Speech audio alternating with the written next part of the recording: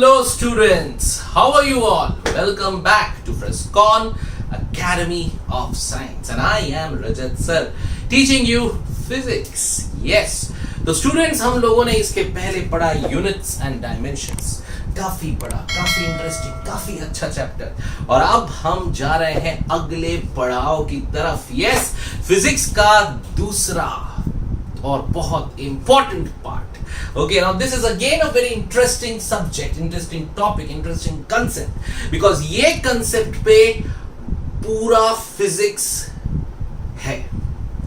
So guys, you have to understand this concept very, very, very clearly because बहुत जरूरी है ये जो हम पढ़ने वाले हैं आज इसको समझना और इसको अप्लाई करना because इसका एप्लीकेशन आपको 2 साल लगभग हर चैप्टर में मिलेगा. Okay. So yes, today we are going to start what?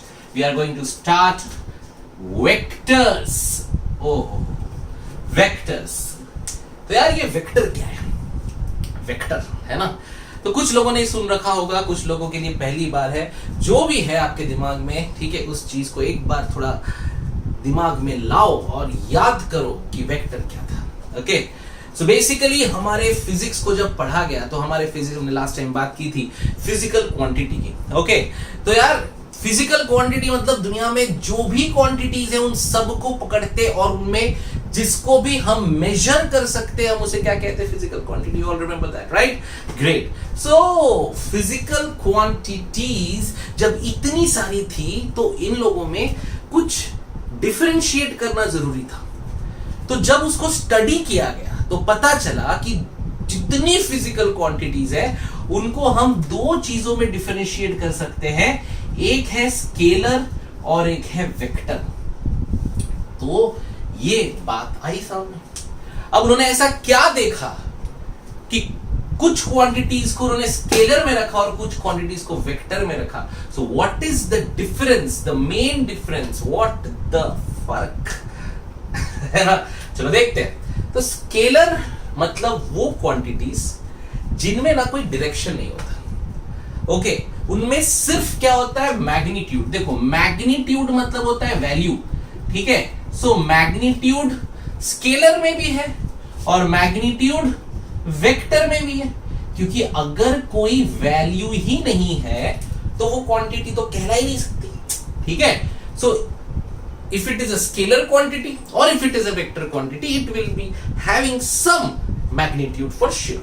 ठीक है, ये तो क्लियर है. अब जो दूसरा चीज था वो था डायरेक्शन. सो ऐसा हुआ कि वेक्टर में डायरेक्शन है और स्केलर में डायरेक्शन नहीं है. मतलब जितनी वेक्टर क्वांटिटीज है वो सारे वेक्टर क्वांटिटीज के पास मैग्नीट्यूड भी है एंड डायरेक्शन भी है, लेकिन जितनी स्केलर क्वांटिटीज है they only have magnitude. Sir ऐसे कैसे? सर हमें एग्जांपल दो. हम देंगे एग्जांपल. देखिए आ जाओ एग्जांपल. देखो सबसे बढ़िया और प्यारा एग्जांपल, सबसे अच्छा. हमने अगर ये ए पॉइंट लिया और एक बी पॉइंट लिया, ठीक है? तुम अभी ए में हो, तुम्हें बी तक जाना है, ऐसा बोल दिया. तुम अभी ए में हो, तुम्हें बी तक जाना है. तुम्हें बोला गया तुम जाना है, बस तुम्हें पहुंचना है ए से बी तक. ठीक है? अब तुम ऐसे जाओ, तुम ऐसे जाओ, तुम ऐसे जाओ, तुम्हारी मर्जी. क्या ये जो मैंने बनाया इसमें कोई डायरेक्शन स्पेसिफिक है? नहीं है, पर हाँ मैग्नीट्यूड है ना. अगर मैं यहां से यहां गया 20 किलोमीटर, मैं ऐसा चले गया तो अगर ये मान लो ये है हमारा, अरे कोई भी नाम ले लो, राज. ठीक है चलो, ये हमारा राज यहां से यहां गया ए से बी, तो राज बोला 20 किलोमीटर है. लेकिन ये है विकास बोला ए से बी जाने को तो मेरे को तो 50 किलोमीटर लगा. राज बोला नहीं मेरे को तो 20 लगा. विकास बोला मेरे को तो 50 लगा. और इधर ये है विनोद बोला मेरे को 80 लगा. पर तीनों के तीनों बी तक तो पहुंच गए. मतलब राज, विकास, विनोद तीनों गलत नहीं है, तीनों सही है, पर तीनों ने अलग डायरेक्शन से आए. तो मतलब जब ये बोल रहे हैं कि जब विकास बोल रहा है ए से बी में 50 किलोमीटर लगा, तो विकास गलत नहीं है, लेकिन उसने सिर्फ वैल्यू बताया, उसने डायरेक्शन नहीं बताया। तो ये जो हमने देखा, ये जो कहलाता है, इसे हम कहते हैं डिस्टेंस। ठीक है, जब हम बिना किसी डायरेक्शन के बस एक जगह से एक और जगह पहुंच जाते हैं, उसे हम कहते हैं डिस्टेंस। हम कैसे भी आए, तो ए से बी का डिस्टेंस कितना है? विनोद के लिए 80, विकास के लिए 50 और राज के लिए 20। तीनों के लिए डिस्टेंस अलग अलग हो गया। लेकिन द स्मार्ट बॉय ए से बी ऐसा गया सीधा इन अ पर्टिकुलर डायरेक्शन। तो ये जो हुआ शॉर्टेस्ट डिस्टेंस, इसको बोला गया डिस्प्लेसमेंट। करेक्ट? सो दो चीजें हैं, डिस्टेंस और डिस्प्लेसमेंट। फर्क समझ? डिस्टेंस का मतलब क्या? डिस्टेंस इज समथिंग जो आपको सिर्फ वैल्यू दे रहा है, कोई डायरेक्शन नहीं दे रहा है। पर मैंने अगर बोला डिस्प्लेसमेंट, मतलब ए से B direct shortest distance, displacement. समझे? क्योंकि डिस्प्लेसमेंट मतलब ए से बी डायरेक्ट ऐसा। सो अब आप सोचो डिस्टेंस डिस्प्लेसमेंट में कौन सा स्केलर कौन सा वेक्टर। शाबाश, समझ गए। डिस्टेंस स्केलर, क्यों? क्योंकि उसमें कोई डायरेक्शन का पॉइंट ही नहीं है, वो हर एक के लिए अलग अलग है, कोई डायरेक्शन फिक्स्ड नहीं है। राज, विनोद, विकास तीनों के लिए डिस्टेंस अलग अलग था, कोई डायरेक्शन फिक्स नहीं था। लेकिन द स्मार्ट बॉय, उसके लिए ए से बी डिस्प्लेसमेंट स्ट्रेट। समझे? पक्का? ठीक है। सो ये आपको याद रखना है। सो डिफरेंस समझ में आया? So distance is always called as what? Scalar quantity, and displacement जो होता है वो हो गया आपका वेक्टर क्वांटिटी। समझे? तो इसमें आ गया डिस्टेंस, ठीक है, और इसमें आ गया डिस्प्लेसमेंट। सो आज के बाद याद रखो डिस्टेंस और डिस्प्लेसमेंट में क्या फर्क है। डिस्टेंस फिजिक्स में उसे बोला जाता है कि जब आपको कोई डायरेक्शन नहीं दिया है, ठीक है, सिर्फ वैल्यू है। But displacement is the shortest distance direct with direction. ठीक है? So displacement vector, distance scalar. Similarly speed, और उसके साथ यहां आता है वेलोसिटी। जब आप गाड़ी चला के घर में जाते हो, ये जो हमारा स्मार्ट बॉय है, हमारे स्मार्ट बॉय का नाम वैसे क्या रखे बोलो? बिजॉय। ठीक है? सो ये जो हमारा बिजॉय है, ठीक है, ये बिजॉय स्मार्ट बॉय जब घर जाता है तो घर जाके मम्मी पूछती है बेटा कितनी स्पीड में चला के आया? बिजॉय बोलता है 20। मां कितनी बार भी पूछे, बिजॉय का स्पीड तो 20। लेकिन मां हमेशा स्पीड पूछती है। स्पीड में कोई प्रॉब्लम नहीं है, बिकॉज स्पीड जो है वो स्केलर क्वांटिटी है, उसमें डायरेक्शन बताने का जरूरत नहीं है बिजॉय को।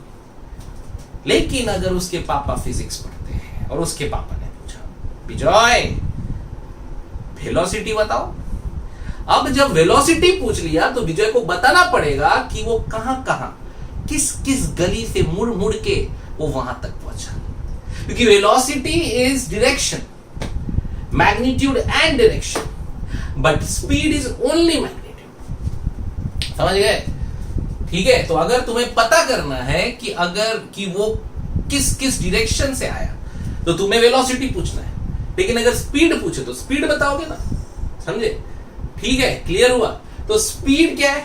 स्केलर, इसमें सिर्फ मैग्नीट्यूड। और वेलोसिटी क्या है?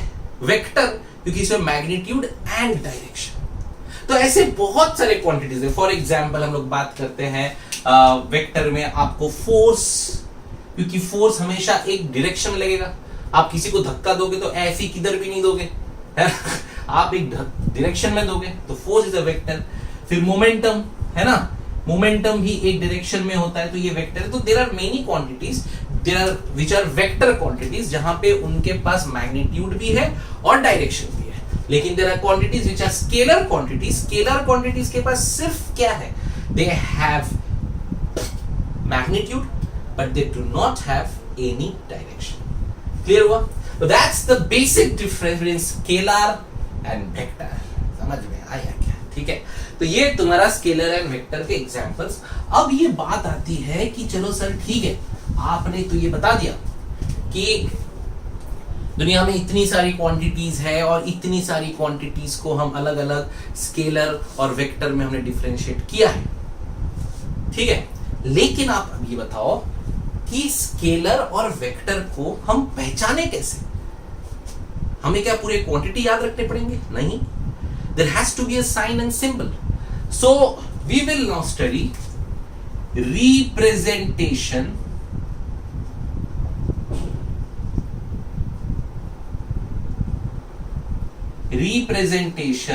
of vector, ठीक है।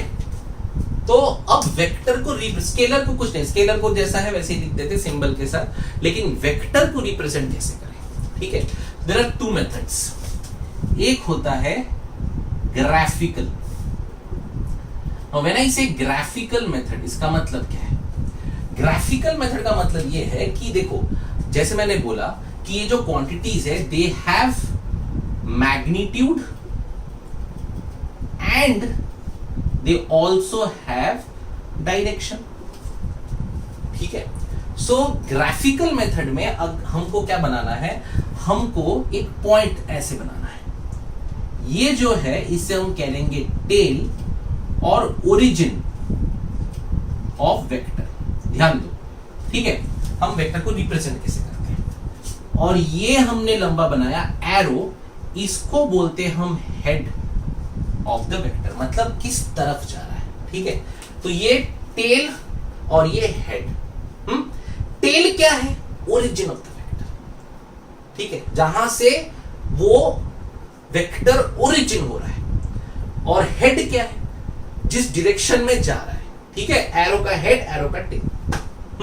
अच्छा, बीच में जो ये पार्ट है ना, ये बताएगी आपको उसका मैग्नीट्यूड। तो 1 2 3 4 5, तो ये जो भी वेक्टर है उसका मैग्नीट्यूड है 5 और डायरेक्शन है इस तरफ, समझे। तो हम जितना भी है, अगर मान लो यहां पे ये वेक्टर मुझे अगर मान लो 10 का बनाना है, तो ये 2 2 2 2 2, ठीक है, 5 बार 2 बना दिए, इक्वल डिविजन्स कर दिए। तो ये जो रहता है ना, दिस इज मैग्नीट्यूड, समझ में आ रहा है, ठीक है। अच्छा, अगर मैं बोलूं एक 20 वेक्टर बनाना है, तो मैं इसको लंबा कर दूंगा, डबल कर दूंगा। ये मेरा अगर 10 है, इस वेक्टर का मैग्नीट्यूड मैंने 10 बनाया और इसका डायरेक्शन तो मुझे दिख रहा है। अब मुझे कोई बोले 20 का बनाओ, तो 20 का तुम कैसे बनाओगे? 20 का तुमको क्या करना पड़ेगा? ये जो वेक्टर है, ये यहां से ये डबल, समझ में आ रहा है। तो ये जो मैंने बना दिया, अब ये इक्वल डिविजन्स कर लो, 20 आ जाएगा, ठीक है। So now this is tail, this is head, और ये जो मैंने बनाया है ये उसका magnitude.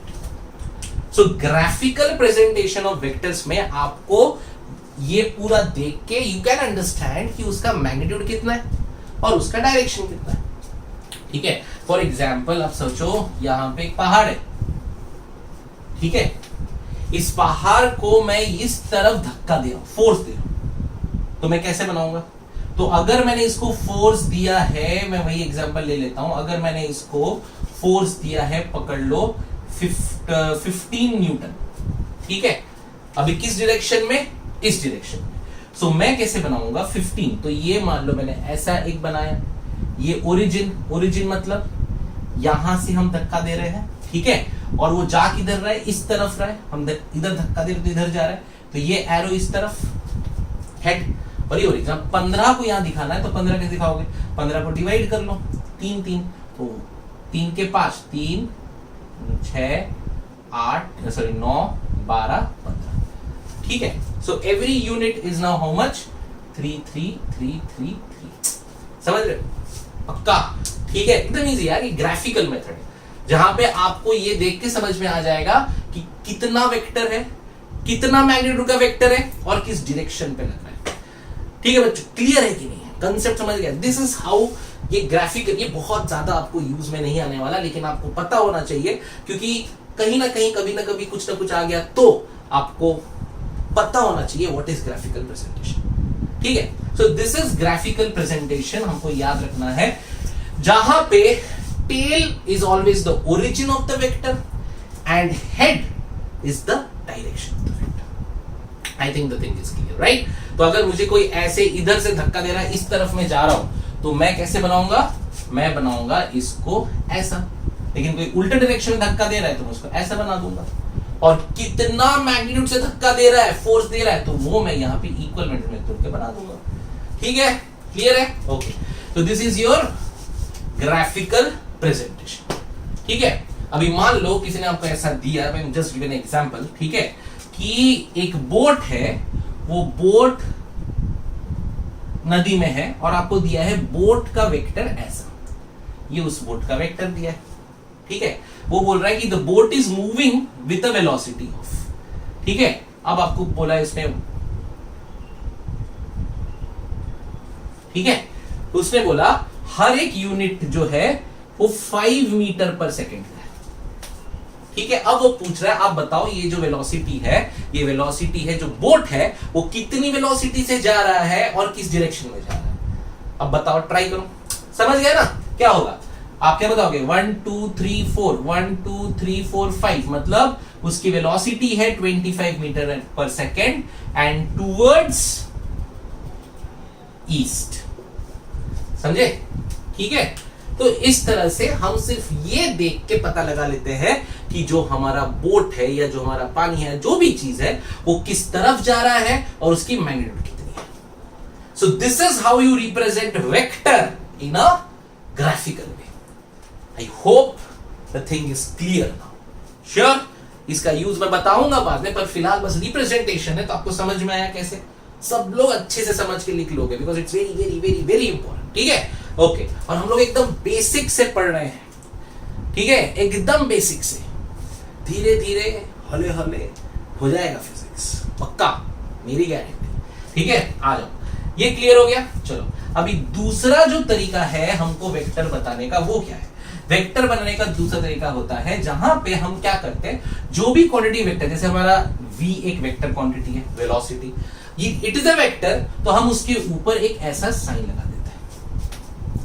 It does not mean the velocity is in east, it just मेंट कि ये velocity it's a vector quantity. समझे ना? ठीक है भैया, ये velocity is a vector quantity. अगर मैं स्पीड लिख रहा हूं, अगर मैंने ये ऐसा बना दिया, मैंने वहां पे ऊपर मैंने अगर ये मान लो v लिख दिया और ऊपर मैंने ये नहीं बनाया, मतलब ये स्पीड है, it's not a vector quantity. याद रखो, जितने वेक्टर क्वांटिटी है, ठीक है। अच्छा, मैं अगर बोला कि वेलोसिटी, वो बोट मूव कर रही है वेस्ट की तरफ, तो मुझे ऐसा बनाना पड़ेगा, गलत, ऐसे नहीं होता। ठीक है, वो ग्राफिकल था, जहां पे आप ये देख के सब बराबर बता देते थे। यहां पे सिर्फ क्वांटिटी है, जैसे फोर्स है, force is the vector quantity, कहीं पर भी फोर्स ईस्ट लग रहा है, वेस्ट लग रहा है, नॉर्थ लग रहा है, साउथ लग रहा है, आप फोर्स को ऐसा बना दो। तो आज के बाद आपको पूरे फिजिक्स में कहीं पर भी, किधर भी, कहीं पर भी अगर आपको ये वाला साइन दिख गया, बाण, एरो, तो ये दिख गया, तो याद रखो वो क्या है, इट्स अ वेक्टर। अभी डिस्प्लेसमेंट होता है, तो S फॉर डिस्प्लेसमेंट ऐसा बना दो, P इज फॉर मोमेंटम ऐसा बना दो। ठीक है, तो जो भी क्वांटिटी आपके बुक में, अगर आप घूमते फिरते देखें कि J इंपल्स, ठीक है, ऐसा दिख रहा है ऊपर, मतलब ये वेक्टर क्वांटिटी है। ठीक है, तो याद रखना है हम लोग को कि ये जो साइन है, this is used to understand, to represent the quantity is a vector quantity. और ये जो है, ये ग्राफिकल प्रेजेंटेशन है, जो आपको मैग्नीट्यूड भी बता रहा है, डायरेक्शन भी बता रहा है, पर यहां पे आपको मैग्नीट्यूड भी पता नहीं चल रहा, आपको डायरेक्शन भी पता नहीं चल रहा, आपको बस इतना पता चल रहा है कि ये जो है ना, ये है क्या है, वेक्टर। वाह, ठीक है विनोद, ठीक है, समझ में आ गए? तो ये है वेक्टर क्वांटिटी का फंडा। क्लियर है? तो this is how you use vector quantity. Vector quantity जो है ये इस तरह से होता है, आपको याद रखना है कि vector quantity is a quantity, ठीक है, जिस क्वांटिटी के ऊपर आपको एक ऐसा साइन मिल जाए, वो है वेक्टर क्वांटिटी। समझ में आ गया? ठीक है, चलो, तो let me rub this. Okay, सो ये आपका रिप्रेजेंटेशन ऑफ वेक्टर समझ में आ गया आप लोग को। ठीक है, so what is vector? Clear? Representing vectors, there are two types, graphical method and normal method. In graphical method what you do? In graphical method क्या होता है आपके पास, आपको चीज, आपको जो दिया जाता है उसमें टेल होता है, ओरिजिन, और जो एरो होता है वो डायरेक्शन बताएगा। ठीक है, एंड ग्राफिकल मेथड में आप उसको देख के आप पता लगा सकते हो उसका मैग्नीट्यूड क्या डायरेक्शन क्या है। एंड दूसरा जो तरीका है, बस आपके ऊपर एक बाण आपको दिखता है, यानी कि वो क्वांटिटी क्या है, it's a vector quantity. Great. अब हम बात करेंगे थोड़ा सा टाइप्स ऑफ वेक्टर, ठीक है, कि वेक्टर के अलग अलग कितने टाइप है और किस तरह तरह के वेक्टर दुनिया में है। सबसे पहली चीज याद रखो, अगर कोई वेक्टर क्वांटिटी पे मॉड लग जाता है तो वो बन जाता है स्केलर। आप बात कर दिया सर, हाँ समझे। अगर मुझे किसी भी वेक्टर क्वांटिटी को स्केलर बनाना है तो मुझे बस क्या डालना भैया, मॉड। समझे। If I want to convert a vector quantity into a scalar, that means मैंने उसका डायरेक्शन हटा दिया, मैंने सिर्फ वहां पे क्या रख दिया, magnitude, and this is called as what? Scalar quantity, only magnitude। समझ में आ रहा है। तो अगर मुझे किसी भी क्वांटिटी का सिर्फ मैग्नीट्यूड चाहिए तो मैं क्या लगा दूंगा, मॉड। क्या लगा दूंगा, मॉड। समझ में आ रहा है, ठीक है। तो याद रखो, स्केलर वेक्टर क्वांटिटी जो होती है, वेक्टर क्वांटिटी पे अगर हमने मॉड लगा दिया तो क्या बन जाता है, स्केलर। मतलब इसका वैल्यू इधर आ जाता है, समझे, कि इसका जो मैग्नीट्यूड है ये मैग्नीट्यूड इधर आ जाता है, ठीक है, पक्का। ओके, सो ये हमारा वेक्टर क्वांटिटी। वेक्टर क्वांटिटी को मैंने किसमें कन्वर्ट कर दिया, स्केलर। तो कभी भी किसी भी क्वांटिटी का, वेक्टर क्वांटिटी का अगर मुझे मैग्नीट्यूड चाहिए तो मैं क्या कर दूंगा, उसको मॉड। क्लियर है, एकदम सही है ना। चलिए आगे दूसरा। अब हम दूसरा बताएंगे, ठीक है। पहले हम बताएंगे इक्वल वेक्टर्स, ठीक है। अभी इक्वल वेक्टर मतलब क्या, कोई भी दो वेक्टर, ठीक है, कोई भी दो वेक्टर जिनका मैग्नीट्यूड भी सेम है और जिनका डायरेक्शन भी सेम है, हम उन्हें क्या कहते हैं, इक्वल वेक्टर। इजी, लिख लो। Two vectors, if they are having same magnitude and same direction, then they are known as which vectors? They are called as equal vector. Clear हो गया, ठीक है कि नहीं है? So what is equal vector? Any two vectors in a plane having equal magnitude and moving in same direction are called as what? Equal vector। ठीक है। अच्छा, दूसरा देखते हैं, थर्ड है negative vector. What is negative vector? Negative vector का मतलब यह है equal magnitude but opposite direction. समझे? तो what is negative vector? Equal magnitude but opposite direction. मतलब क्या, कि अगर मैं इनको बनाऊं तो ये, अगर मेरा A है, सपोज करो ये A वेक्टर है और ये मेरा B वेक्टर है, तो ये अगर मेरा A वेक्टर है, मुझे इसका निगेटिव वेक्टर बनाना है, तो मैं सेम मैग्नीट्यूड पे, ठीक है, मैं सेम मैग्नीट्यूड पे उसको उल्टा ऐसा बना दूंगा। ठीक है, पक्का। अब इसे हम क्या कहेंगे, -A।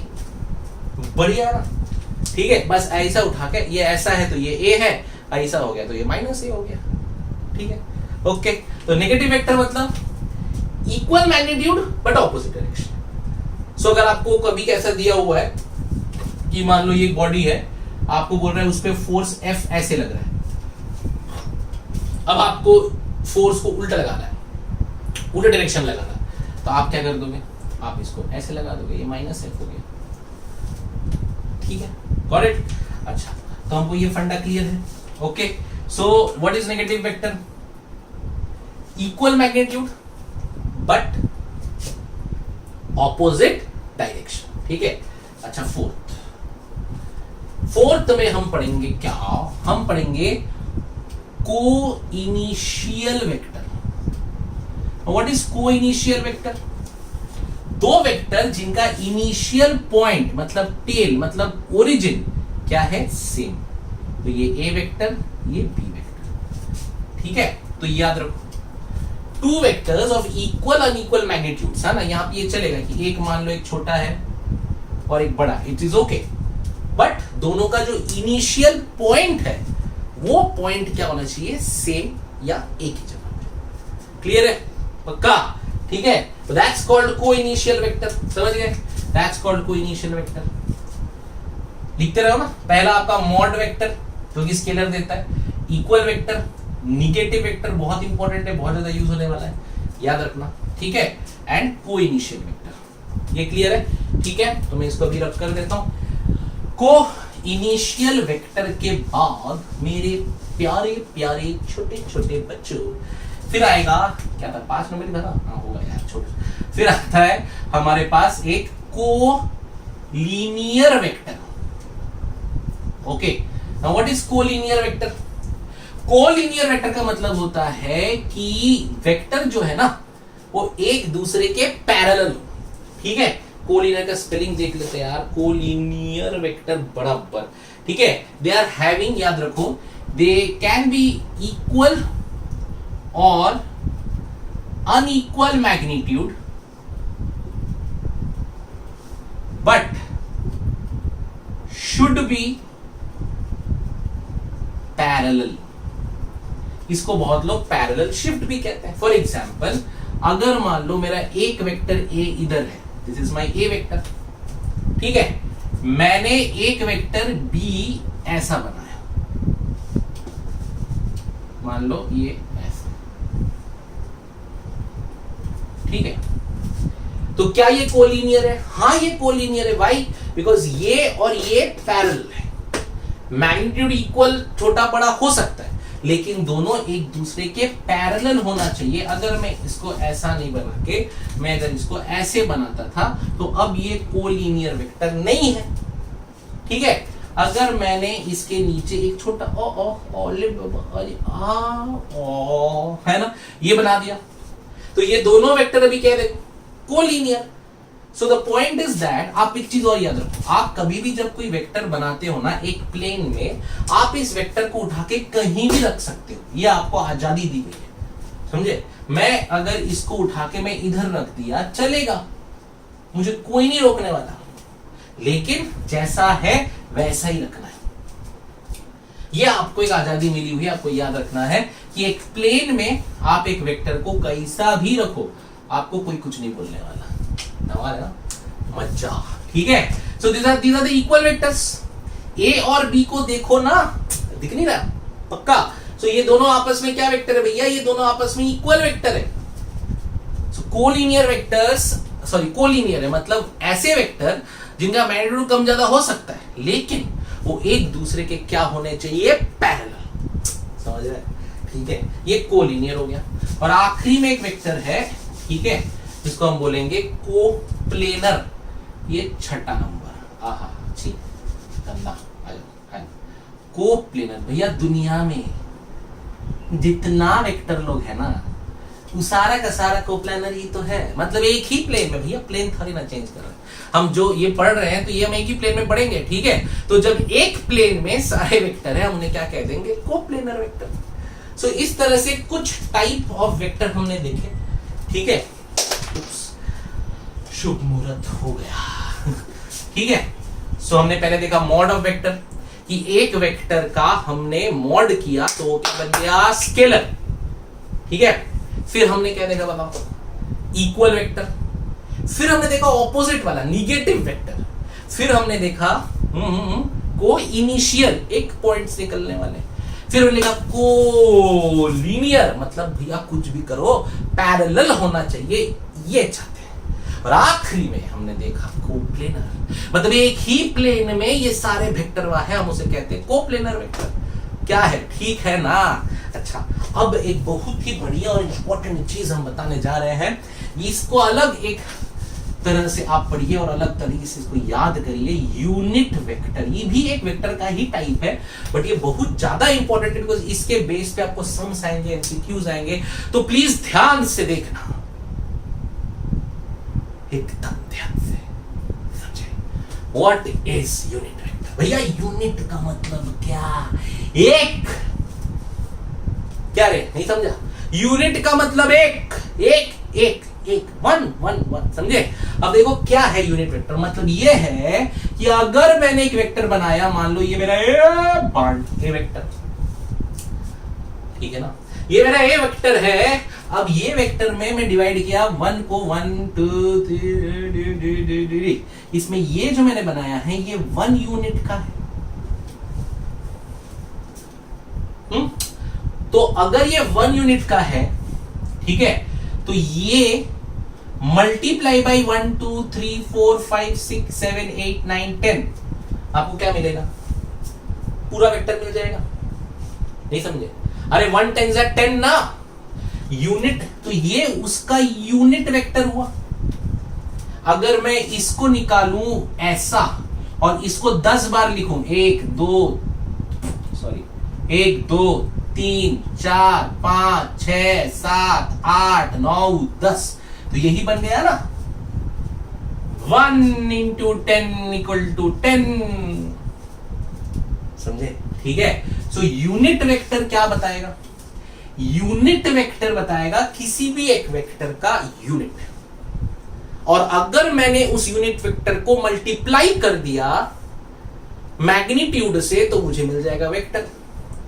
अगर ये 1 यूनिट है और यहां पे इसका मैग्नीट्यूड 10 है, तो 1 into 10 करूं तो मुझे 10 वेक्टर मिलेगा कि नहीं मिलेगा? समझे? अब देखो कैसा, अब इसको डिनोट किया जाता है एक कैप। तो आज के बाद भैया दुनिया में कहीं भी कुछ भी हो जाए, अगर ऐसा कुछ देख लिए ना, समझ लीजिए वो का वेक्टर है, यूनिट वेक्टर, उसका मैग्नीट्यूड हमेशा 1 और डायरेक्शन वही जो रियल वेक्टर का होगा। समझे? तो जरूर याद रखिएगा, बहुत कमाल की चीज है unit vector, magnitude is always 1, और ये जो यूनिट वेक्टर है इसका डायरेक्शन क्या रहेगा? जो मेन वेक्टर का डायरेक्शन रहेगा।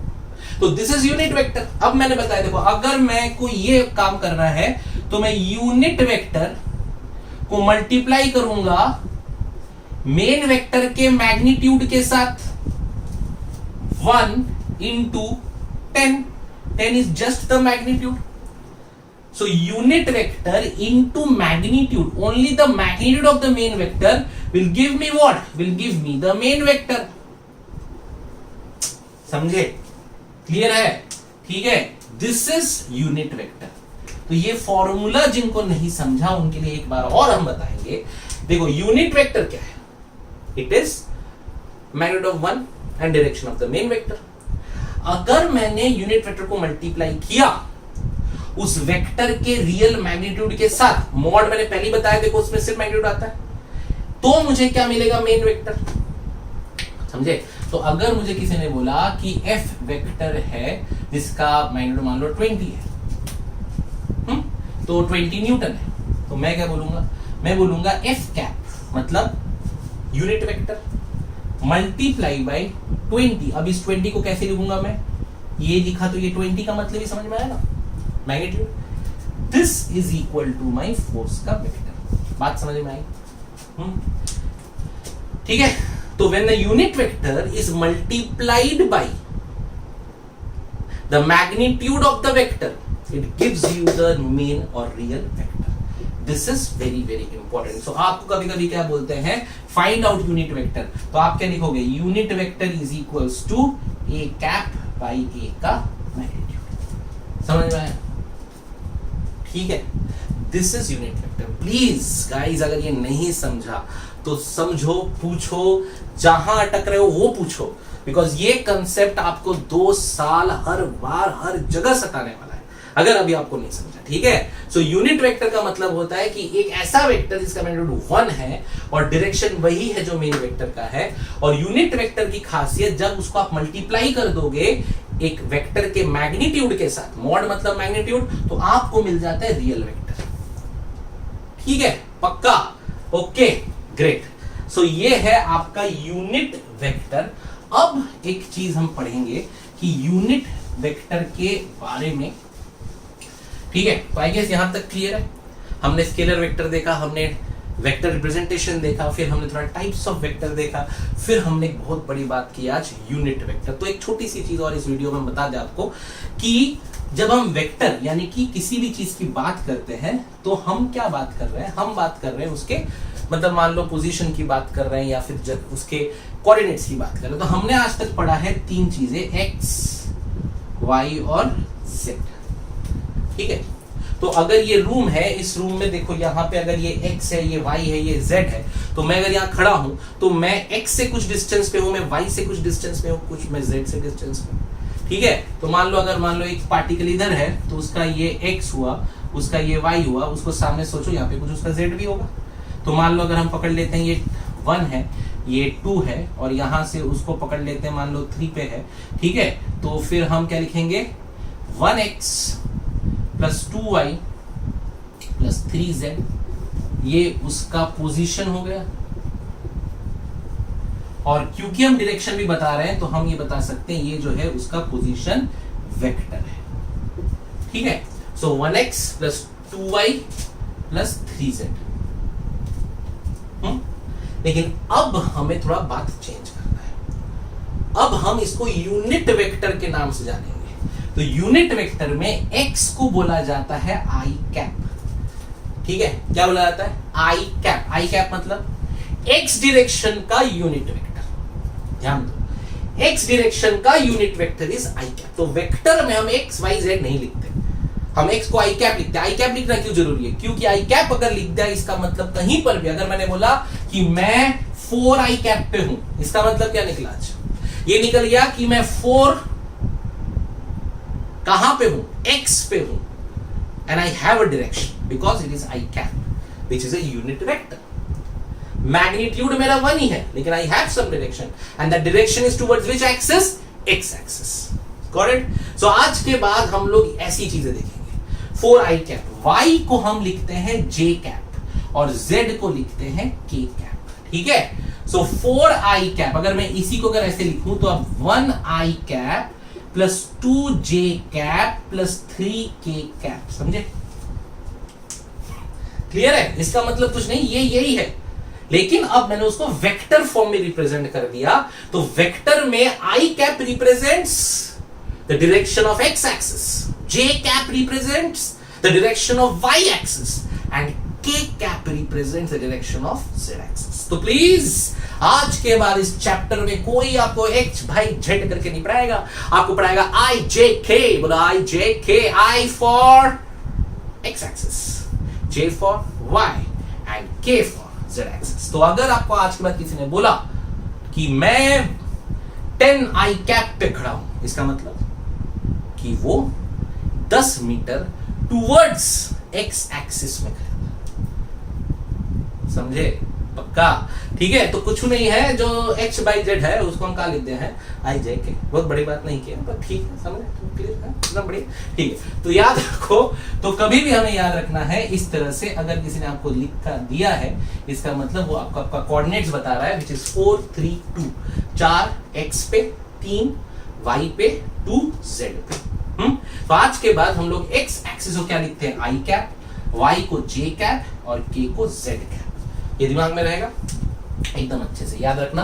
तो i j k, ठीक है, that's called your axis. From now on i is a body towards x direction, j is a body towards y direction and k is the body towards z direction।